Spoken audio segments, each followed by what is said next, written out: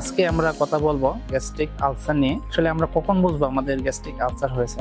Gastric ulcer হলে বিভিন্ন ধরনের লক্ষণ নিয়ে আমাদের মাঝে রোগীরা আসে। তার মধ্যে হচ্ছে যে পেটে তীব্র ব্যথাটা খাবার আগেও আসতে পারে এবং খাওয়ার পরে হতে পারে অথবা খাওয়ার পরেই বেড়ে যায়। এখন এই আলসার হলে আমরা কি করব? এই আলসার হলে আসলে আমাদের চিকিৎসা, আমাদের লাইফস্টাইল এবং খাদ্যাভ্যাস মেনটেন করতে হবে। পাশাপাশি হচ্ছে আমাদের কিছু ওষুধ আছে, ওষুধগুলো মেনটেন করতে হবে। আমরা যদি আমাদের খাদ্যাভ্যাসের কথা বলি, আমাদের খাবার দাবার অবশ্যই প্রতিদিন নিয়মিত খাবার গ্রহণ করতে হবে এবং খাবার খুব অল্প করে ভালো করে চিবিয়ে খেতে হবে। খাওয়ার সময় আমরা পানি যাতে কম খাওয়ার চেষ্টা করবো এবং খাওয়ার পর অবশ্যই একটু হাঁটাহাঁটি করার চেষ্টা করব এবং রাত্রের খাবার অবশ্যই খাওয়ার 2 ঘন্টা পূর্বে আমাদের রাত্রের খাবার সম্পন্ন করতে হবে।